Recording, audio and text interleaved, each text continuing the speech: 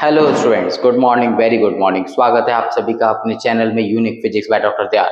तो आज हम आपके चैनल में लेकर आए हैं एनडीए 2023 के लिए सेट नंबर 4, जिसमें क्लास 11 और क्लास 12 के इंपॉर्टेंट क्वेश्चंस का रिवीजन किया जाएगा। सो बी रेडी। एक एक क्वेश्चन मैं आपके सामने स्क्रीन पर लेकर आऊंगा, आप उसका क्वेश्चन को सॉल्व करेंगे। थ्योरी का क्वेश्चन है तो कॉन्सेप्ट सोचेंगे एंड उसके आंसर को आपने नोट डाउन करेंगे। And after few seconds I will give you reply, मैं आंसर बताऊंगा आपको। उसके बाद आप अपने एनालिसिस करेंगे कि 25 क्वेश्चन में से अभी कितना स्कोर आप कर पा रहे हैं। So let's start with the first question. This your first question.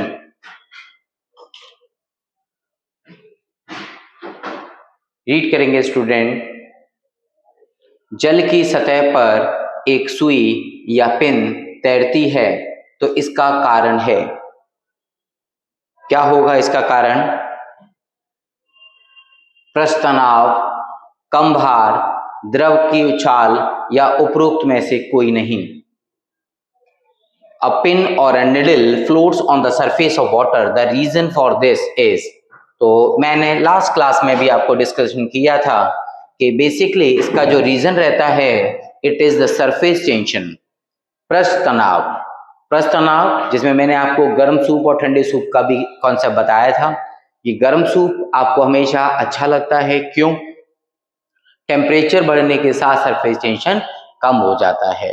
सो इसका आंसर जो होगा पृष्ठ तनाव होगा, सरफेस टेंशन आंसर होगा, नोट कर लीजिए। नेक्स्ट क्वेश्चन पर चलते हैं, सेकंड क्वेश्चन पर। अब मैं आपको एक टाइमर दूंगा, फटाफट से क्वेश्चन को रीड करेंगे जब तक मैं आपको एक टाइमर देता हूं।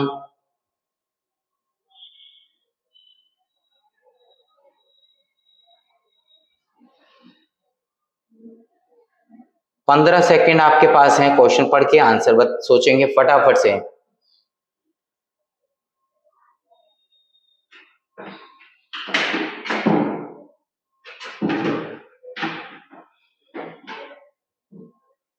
तीन, दो, एक।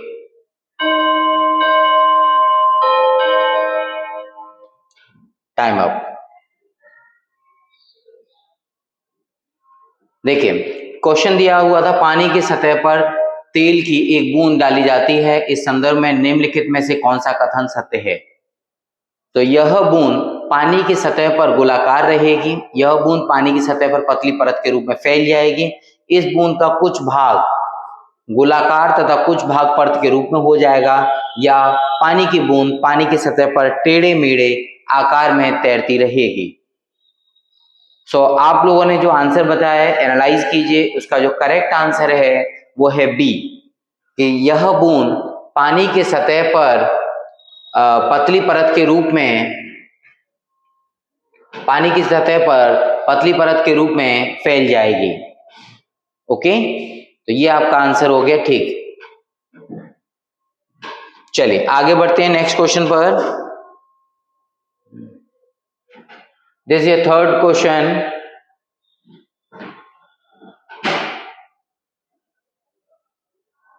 Question number 3।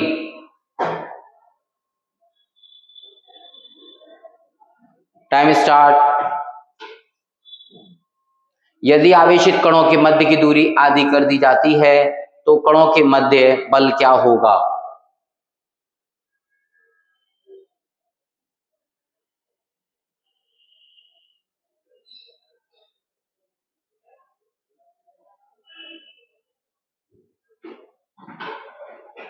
टाइम अप हो चुका ऑलरेडी। रिंग नहीं बजी, अब बजेगी। तो इसमें क्वेश्चन में क्या दिया हुआ है? यदि आवेशित कण, देखिए बेल से हो सकता है आपका कंसंट्रेशन भंग हो रहा हो, तो बेल को बाद में सिस्टम को करेंगे, अभी पहले पढ़ लेते हैं। यदि आवेशित कणों के मध्य की दूरी आधी कर दी जाती है तो कणों के मध्य बल क्या होगा? तो आपने पढ़ा है अभी तक क्या, कि जो F होता है आपका, F proportional to Q1 Q2 over R square. अगर हम दूरी को आधा कर देंगे, तो अगर हम R को क्या करते हैं, हाफ कर देते हैं, तो R को हाफ करने से R/2 होल स्क्वायर हो जाएगा, होल स्क्वायर ऊपर चला जाएगा, वो क्या बन जाएगा आपका 4 टाइम्स। तो यहाँ पर जो आंसर आएगा वो आएगा 4 गुना। 4 टाइम्स। चेक कर लीजिए and be ready for next question.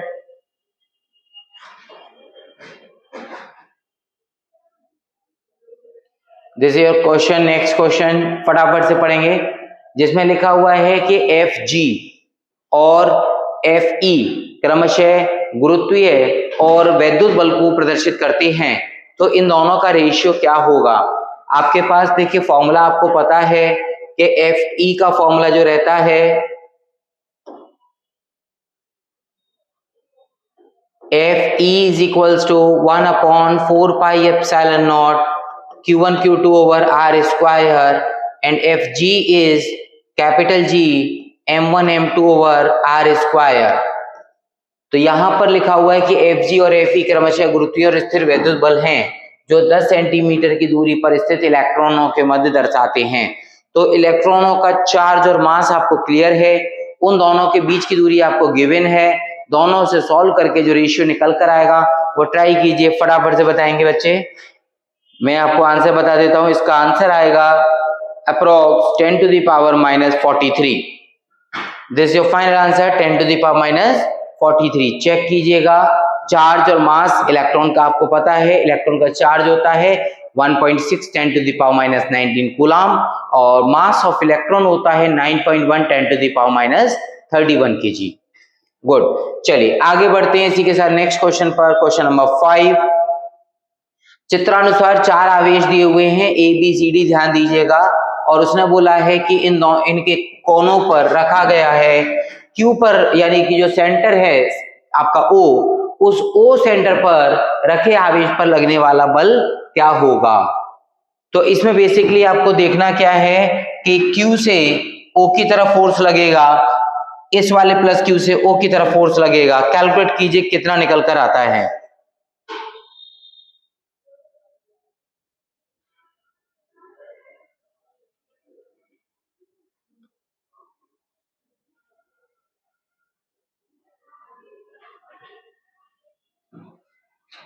देखिए मैं आपको बहुत सिंपल तरीके से बता देता हूं। इसमें आपने इसमें क्या किया,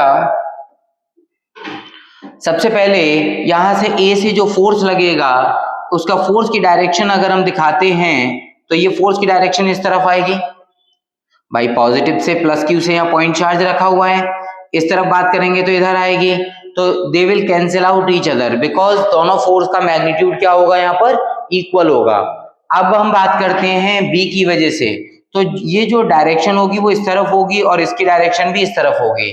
आप समझ रहे हैं, ये +2q है, ये पॉइंट चार्ज है, सो B2O होगी, देन O2D होगी, तो पूरा फोर्स इस तरफ लगेगा। तो आंसर क्या हो जाएगा, विकर्ण BD के अनुदिश, विकर्ण BD के अनुदिश। आ रही बात समझ में। चलिए नेक्स्ट क्वेश्चन, किसी वस्तु पर न्यूनतम आवेश हो सकता है, जल्दी बताएं, डायरेक्ट क्वेश्चन है। न्यूनतम आवेश कितना हो सकता है, 1.6 10 टू द पावर -19 कूलम। क्यों, क्योंकि एक चार्ज पर जो इलेक्ट्रॉन होगा वही तो न्यूनतम होगा, ज्यादा से ज्यादा 1 इलेक्ट्रॉन हो सकता है, कभी 0.5 इलेक्ट्रॉन हो सकता है, कभी 7.5 इलेक्ट्रॉन हो सकता है, नहीं हो सकता, तो वहां पर 1 इलेक्ट्रॉन होगा। ठीक, नेक्स्ट क्वेश्चन के लिए रेडी रहेंगे।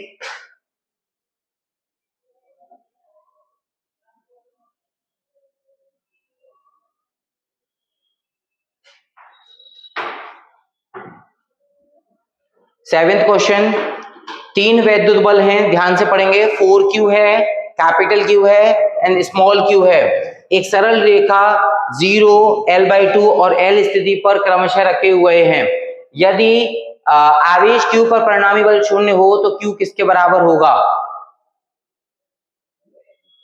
सॉल्व करके देखें, ये आपने लेंथ ली एक, यहां से ये 0 हो गई, 0 के बाद L/2 हो गई, फिर आपकी पोजीशन L हो गई और लिखा हुआ है 0 पर कितना रखा हुआ है चार्ज 4Q, फिर कितना रखा है L/2 पर कैपिटल Q और फिर कितना रखा हुआ है स्मॉल Q। ये 3 चार्ज आपके रखे हुए हैं। अब आप इसे क्या निकालेंगे, तो Q की वैल्यू आपको फाइंड करनी है, इक्विलिब्रियम में है तो किसी भी पॉइंट पर नेट फोर्स की वैल्यू क्या रहेगी 0। सो इक्विवेलेंट फोर्स विल बी 0। तो आप इसको फटाफट से कैलकुलेट कीजिए, दोनों साइड से लगने वाले फोर्स को बराबर करेंगे।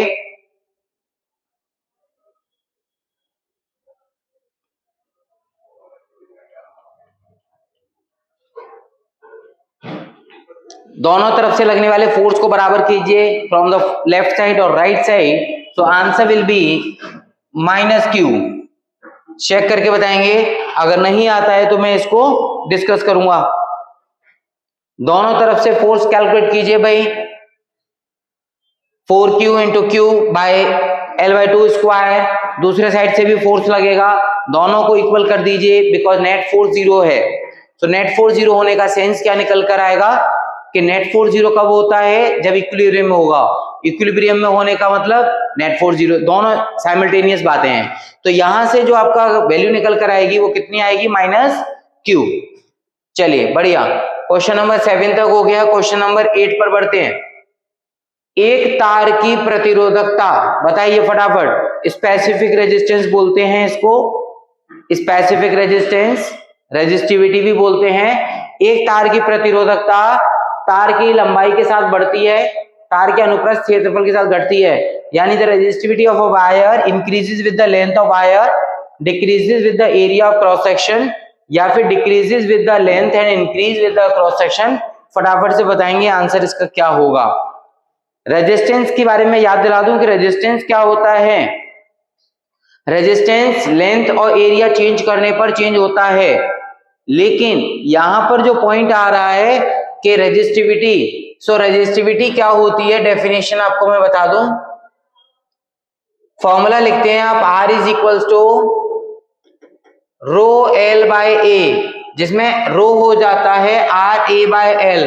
बहुत से बच्चे सोचते हैं कि जब L की वैल्यू इंक्रीज होगी तो रो की वैल्यू डिक्रीज होगी, या A की वैल्यू इंक्रीज होने पर आपके रो की वैल्यू भी इंक्रीज होगी, but it is not possible because ये जो रेजिस्टिविटी है इसकी डेफिनेशन होती है कि यदि L equals to 1 metre, area is equals to 1 metre square, then rho is equals to R।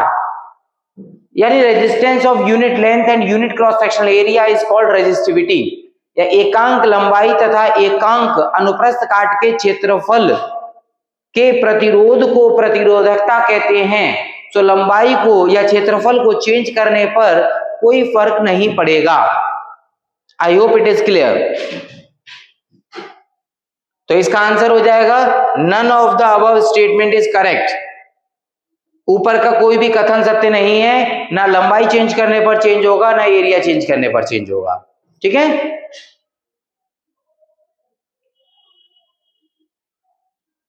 Next question. वैद्युत क्षेत्र की तीव्रता तथा इलेक्ट्रॉन के अनुगमन वेग में संबंध क्या होगा। फॉर्मूला डिराइव कराया हुआ है आपको,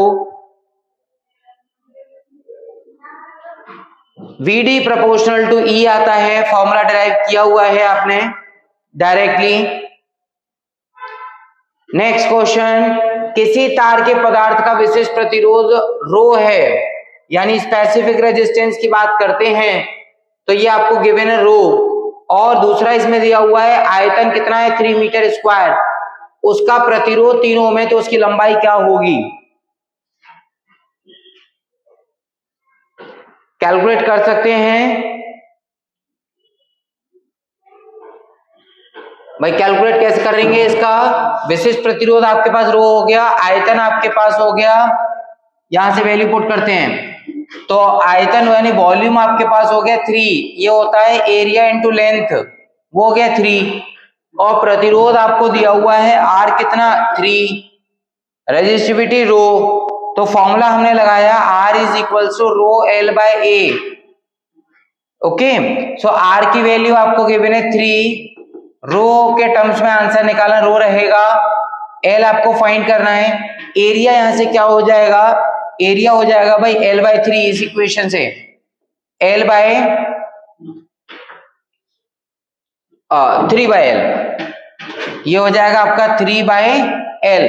तो यहां से L स्क्वायर हो गया, ऊपर जाने के बाद रो L स्क्वायर बाय 3 इंटू 3 कितना हो जाएगा 9, और 9 रो L स्क्वायर, सो 9/रो आ गया, एल निकालना है तो अंडर रूट करेंगे और 9 का अंडर रूट हो गया भाई 3, तो 3 अंडर रूट में बचेगा रो। ये ऑप्शन है, वेरी गुड, मिल गया बी ऑप्शन। आई होप समझ में आ गया। जिसको समझ में नहीं आया हो वीडियो को पॉज करके वीडियो को स्लो फिर से सुनेंगे। आपको क्वेश्चन में दिया हुआ है वॉल्यूम, एरिया लेंथ से मल्टीप्लाई करके हमारा वॉल्यूम बनता है, रेजिस्टेंस डायरेक्टली गिवन है 3, फिर यहां से R is equal to rho L by, ये फॉर्मूला लगाया हमने, रो एल बाई फॉर्मूले से क्या हो गया, लेंथ की वैल्यू आ जाती है 3/√में रो।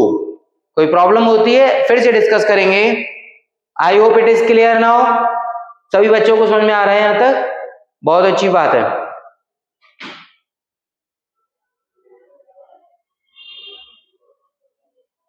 नेक्स्ट क्वेश्चन, एक निश्चित लंबाई के एल्युमिनियम के तार को खींचकर उसका व्यास आधा कर दिया जाता है तो उसका प्रतिरोध कितना होगा? फटाफट से बच्चे कैलकुलेट करेंगे, ऐसे बहुत क्वेश्चन आपने किए हुए हैं।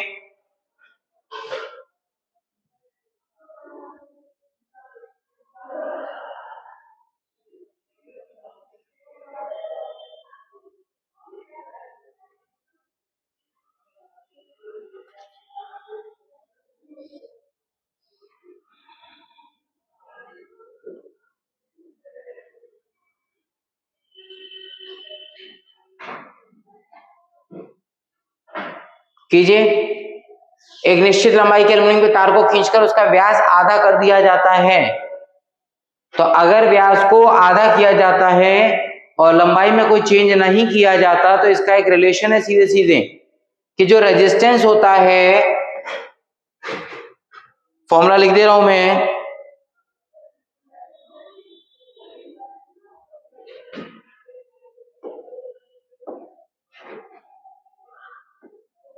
Resistance is proportional to 1/d⁴। तो d⁴ यहां पर क्या कर दिया गया, आधा कर दिया गया, d/2 का जब पावर 4 करेंगे तो 1/4 का 1/2 का पावर 4 क्या आ जाएगा, 16 गुना। इसको प्रॉपर तरीके से भी कर सकते हैं, स्टेप वाइज लेकर, दोनों से आंसर सेम निकल कर आएगा। डायरेक्ट लगाना डायरेक्ट लगाइए, प्रॉपर तरीके से करना प्रॉपर तरीके से कर सकते हैं। नेक्स्ट क्वेश्चन है, हाइड्रोजन परमाणु में इलेक्ट्रॉन नाभिक के चारों ओर प्रति सेकंड 6.6 10⁻15 चक्कर पूर्ण करता है। ये हो गए नंबर ऑफ टर्न्स। तो उसके कक्ष की त्रिज्या इतनी मीटर है, तो तुल्यांक में बहने वाली विद्युत धारा क्या होगी? विद्युत धारा का फॉर्मूला लगाना है।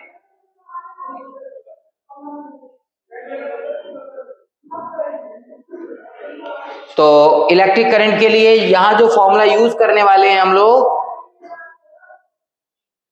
I is equals to Q/T पढ़ा है आपने कि विद्युत धारा क्या होती है, आवेश प्रवाह की दर को विद्युत धारा कहते हैं।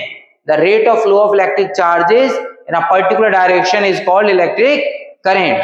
सो आपका Q/T ये बन जाएगा Q इंटू फ्रीक्वेंसी, 1/T बनता है फ्रीक्वेंसी, तो Q/T 1/T को फ्रीक्वेंसी लिख दिया। Q आपके पास इलेक्ट्रॉन की बात कर रहा है 1.6 10⁻⁻19, फ्रीक्वेंसी ऑलरेडी दी हुई है, प्रति सेकंड पूरे होने वाले चक्रों की संख्या को आवृत्ति कहते हैं। बच्चों को याद है ना, आवृत्ति किसे कहते हैं? प्रति सेकंड पूर्ण किए गए चक्रों की संख्या को आवृत्ति कहते हैं। Number of vibrations, number of revolutions completed in 1 second is called its frequency। तो यहां पर मल्टीप्लाई करेंगे 6.6 इंटू 10⁻15, वैल्यू निकल कर आ जाएगी। आंसर मैच कर लीजिए, आंसर आ रहा है 1 milli ampere. B is the correct answer.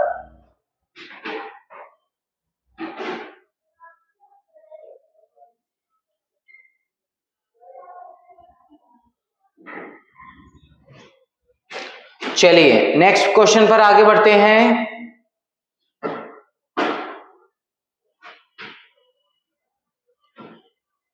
एक ऋजु रेखीय ऊर्ध्वाधर चालक में ऊपर की ओर धारा बह रही है, यानी इस प्रकार एक वायर है, और ऊपर की ओर I धारा बहती है। P एवं Q दो बिंदु चालक के क्रमशः पूर्व में, एक यहाँ पर P और एक यहाँ पर Q, दोनों के बीच की दूरी क्या है? समान है। तो P पर चुंबकीय क्षेत्र होगा Q से अधिक, Q के बराबर, कम, या Q पर चुंबकीय क्षेत्र से कम या अधिक, जो कि धारा के मान पर निर्भर करेगा। इंग्लिश वाले भी क्वेश्चन पढ़ लीजिए फटाफट से।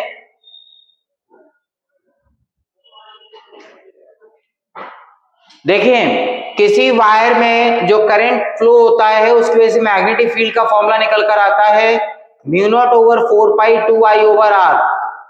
तो अगर r is the distance of point from the straight wire, अगर ये दोनों तरफ दूरी बराबर है तो इसका मतलब उस पर मिलने वाला चुंबकीय क्षेत्र की तीव्रता भी दोनों पॉइंट पर कैसी होगी?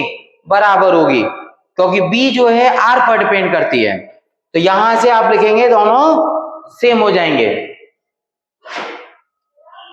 13 के बाद क्वेश्चन नंबर 14, डायरेक्ट फॉर्मूला है बायो-सैवर्ट लॉ।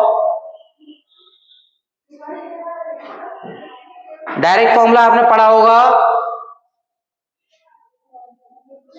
ये आपका फॉर्मूला आता है dv is equals to mu naught over 4 pi I dl sine theta over R square. dv is equals to mu naught over 4 pi I dl sine theta over R square. अगर हम इसमें r का cross product करके नीचे r का multiply कर देते हैं तो नीचे बनेगा r क्यूब और फॉर्मूला आ जाएगा इतना। So D is the correct answer. Vector form में जब लिखने को क्वेश्चन आता है।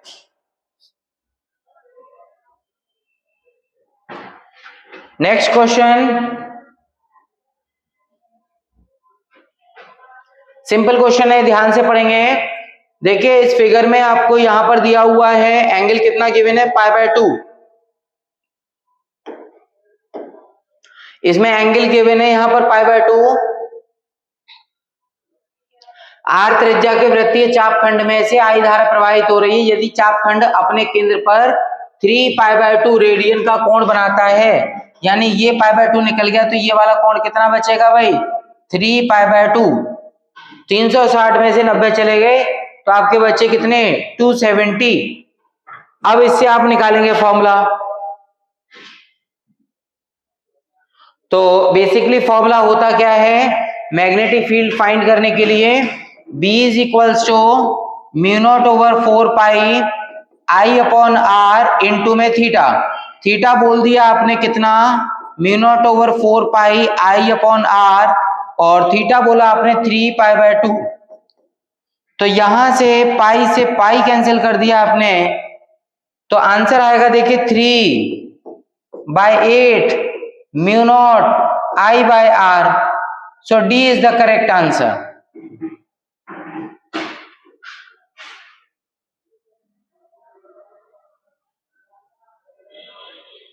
Now next question,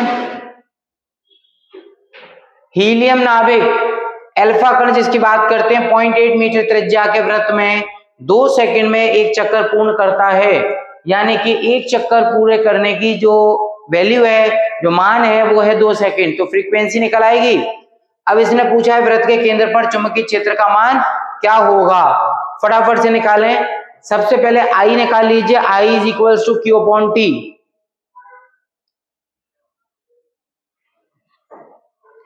so I जब हम कैलकुलेट करेंगे, I is equals to Q upon T. Q की वैल्यू हो गई 1.6 10⁻⁻19 मल्टीप्लाई में 2, क्योंकि अल्फा कण की बात की गई है जिस पर कितने इलेक्ट्रॉन होते हैं? 2 इलेक्ट्रॉन। एंड टाइम कितना लग रहा है? 2 सेकंड। 2 से 2 कैंसिल हो गया। 1.6 10⁻⁻19 ये तो आपका आ गया करंट एम्पियर में। अब उसने पूछा है चुंबकीय क्षेत्र कितना होगा। तो चुंबकीय क्षेत्र का फॉर्मूला आपको ऑलरेडी बता चुका हूं, म्यू नॉट ओवर 4 पाई, ठीक है, 2I ओवर आर। वहां से सॉल्व कीजिए। Mu naught into 10⁻⁻19। आंसर आ रहा है आपका बी। चेक कर लीजिएगा। फॉर्मूला रखकर आई की वैल्यू पुट करनी है आपको, आंसर निकल के आ जाएगा। जिन बच्चों को फॉर्मूला नहीं पता, मैं फॉर्मूला लिख दे रहा हूं। B is equals to mu naught I over 2R।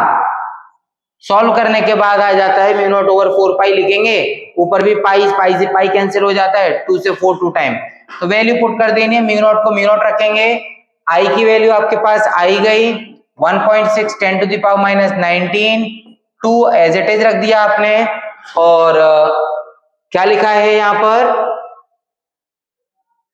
0.8 metre त्रिज्या, तो 0.8 यहां पर जब हमने वैल्यू पुट कर दी तो 2 इंटू 0.8 1.6, इसीलिए आंसर आ गया mu naught into 10 to the power minus 19।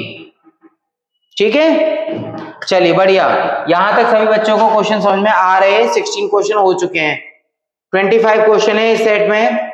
एक लंबे धारावाही चालक के समीप r दूरी पर स्थित बिंदु पर चुंबकीय क्षेत्र की तीव्रता b है, तो r/2 दूरी पर कितनी होगी बताओ, हाफ होगी, 1/4 होगी, डबल होगी या 4 टाइम्स होगी?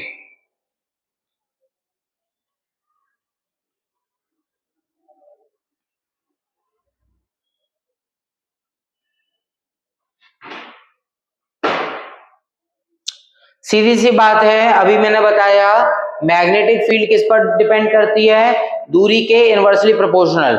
जब दूरी बढ़ेगी तो चुंबकीय क्षेत्र की तीव्रता घटती है, यानी with increasing distance magnetic field intensity decreases. यहाँ पर डिस्टेंस कम हो रही है, r से कितना हो गया r/2, r/2 होने पर जो मैग्नेटिक फील्ड है वो कितनी हो जाएगी, डबल। तो इसका आंसर लिखेंगे आप इस तरीके से, रीजन में एक बार फिर से बता दूं कि b प्रोपोर्शनल टू 1/r, जब r की वैल्यू हाफ हो जाएगी तो मैग्नेटिक फील्ड क्या हो जाएगी, ट्वाइस हो जाएगी। आई hope it is clear. Now next question 18 question पढ़िए फटाफट से।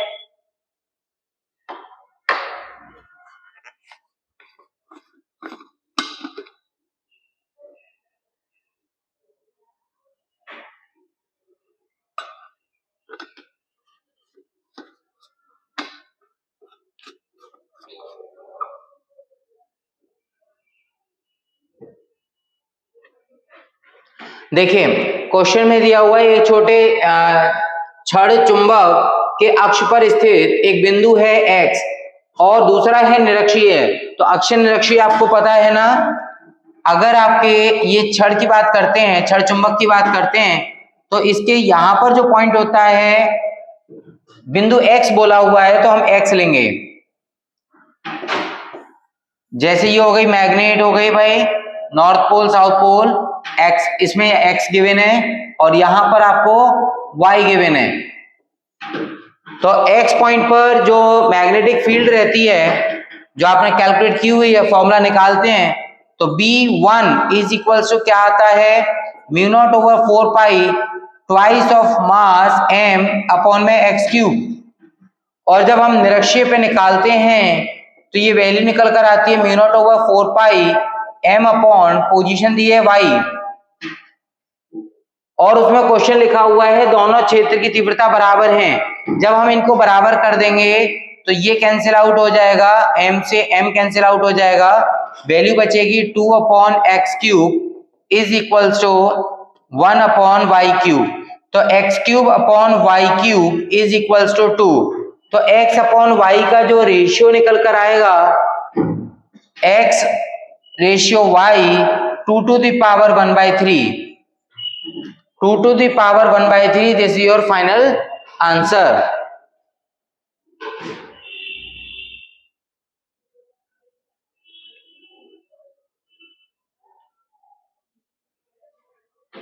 Done. Next question same question है जो अभी पिछला क्वेश्चन किया उससे मिलता जुलता क्वेश्चन है आपका, कि एक लघु चुंबक के अक्ष पर चुंबक के केंद्र से x दूरी पर चुंबकीय क्षेत्र की तीव्रता कितनी है, 200 गॉस। तो उतनी ही दूरी पर निरक्षीय में कितनी होगी, तो अभी मैंने बताया अक्षीय और निरक्षीय, फिर से रिपीट कर दूं, मैग्नेट के एक्सिस पर जो होता है पॉइंट उसको बोलते हैं अक्षीय एक्सियल पोजीशन, जो इसके परपेंडिकुलर होता है उसको बोलते हैं निरक्षीय पोजीशन। निरक्षीय यानी इक्वेटोरियल पोजीशन, निरक्षीय स्थिति। अक्षीय स्थिति पर चुंबकीय क्षेत्र की तीव्रता जब हम निकालते हैं वो ट्वाइस होती है एज कंपेयर टू निरक्षीय, यानी इक्वेटोरियल के कंपैरिजन में होती है डबल। तो अगर उसने क्वेश्चन ऑलरेडी गिवन है कि एक्सिस वाले पर अक्षीय पे दिया हुआ है 200 गॉस, तो निरक्षीय पे कितनी होगी 110% 100 गॉस। तो इसका आंसर हो गया फर्स्ट 100 गॉस।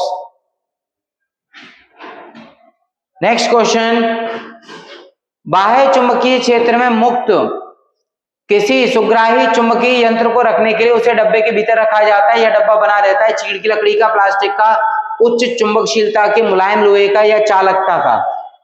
यानी कि टीक वुड, प्लास्टिक मटेरियल या soft iron of high permittivity और a metal of high conductivity. क्यों रखते हैं उसको? देखें बेसिकली इसमें जो रखा जाता है, आंसर इसका रहेगा उच्च चुंबकशीलता के मुलायम लोहे को, soft iron of high permittivity. Soft iron की परमिटिविटी हाई होती है, परमिएबिलिटी। सो परमिएबिलिटी हाई होने की वजह से सॉफ्ट आयरन के बॉक्स का इस्तेमाल किया जाता है जितने भी इंस्ट्रूमेंट को रखा जाएगा। Now come to the next question. Simple है, डायरेक्ट है, आपने पढ़ा हुआ है, फॉर्मूला डिराइव किया हुआ है। क्वेश्चन को रीड करिए, क्वेश्चन बड़ा है और आंसर बहुत छोटा है इसका।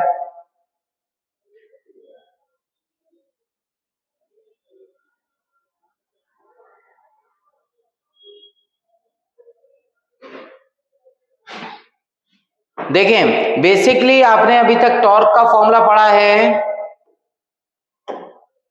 Torque is equals to BINA sine theta, tau is equals to BINA sine theta. But आप प्लेन को देख पा रहे हैं, यहां से ये जो नॉर्मल है और ये जो प्लेन है, एंगल जो बनेगा उसको लिखेंगे हम BINA साइन 90 माइनस थीटा, जो हो जाएगा cos theta. So BINA cos theta is the final answer. This is your final answer. Last 4 questions और हैं। यदि M चुंबकीय आघूर्ण के एक क्षण चुंबक को तीव्रता B के समान चुंबकीय क्षेत्र में स्वतंत्रता पूर्वक लटका दिया जाए, तो चुंबक को थीटा कोण पर घुमाने में क्या कितना कार्य करना पड़ेगा? वर्क डन इन रोटेटिंग, जल्दी बताइए। डायरेक्ट फॉर्मूला है MB 1 minus cos theta, MB 1 minus cos theta. TW is equals to tau D theta से निकालते हैं, वैल्यू आती है MB साइन थीटा। इसका इंटीग्रेशन कर दीजिएगा, लिमिट लगाएंगे, फाइनल निकल कर आती है वैल्यू DW की, W MB 1 minus cos theta. This is your final answer. Okay, now 23, द्रव के साथ तरंग संलग्न होती है कब? जब पदार्थ स्थिर रहता है, जब द्रव्य केवल प्रकाश वेग से गति करता है, जब वह किसी वेग से भी गति करता है, या कोई नहीं। फटाफट से पढ़ेंगे।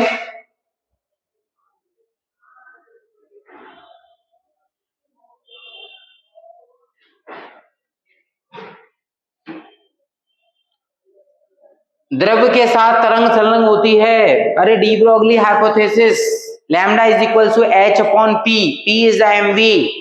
तो किसी भी वेग से चलेगा तो उसको उसमें बताया गया डी ब्रोगली हाइपोथेसिस में कि वो मटेरियल, वो पार्टिकल अपने साथ में वेव को भी एसोसिएट करेगा। तो यहां पर आंसर रहेगा सी का मतलब कि वह किसी भी वेग से गतिमान रहता है तो उसके साथ में तरंग रहेगी। ठीक है, चलिए बढ़िया, आगे बढ़ते हैं। एक कण विराम द्रव्यमान शून्य ऊर्जा एवं संवेग अशून्य ऐसी गति होगी। फटाफट से बताएं, पढ़ा हुआ क्वेश्चन है, कई बार पढ़ चुके हैं। एक कण विराम द्रव्यमान शून्य है तो रेस्ट मास 0 के लिए कौन सा फॉर्मूला लगाएंगे? M is equals to M naught under root में 1 minus B square by C square. जब v की वैल्यू c के बराबर हो जाएगी, यानी equal to speed of light, तो V is equal to C, तो m नॉट का फॉर्मूला m अंडर रूट में 1 minus V square by C square, V और C इक्वल हो जाएंगे 1 माइनस 1 0, ओवरऑल वैल्यू आएगी 0। तो rest mass of photon is 0, इसकी जो वेलोसिटी होती है स्पीड ऑफ लाइट के इक्वल होती है। Now next question and it is the last question. गतिज ऊर्जा E के लिए एक इलेक्ट्रॉन में संबंध डी ब्रोगली वेवलेंथ क्या होगी, फॉर्मूला बनाना है। तो फॉर्मूला बनाने के लिए डी ब्रोगली हाइपोथेसिस को याद करेंगे। क्या होती है, lambda is equals to h upon P and h upon M V, और एम वी को लिख सकते हैं एनर्जी के टर्म्स में, E इज इक्वल्स टू होता है हाफ एम वी स्क्वायर।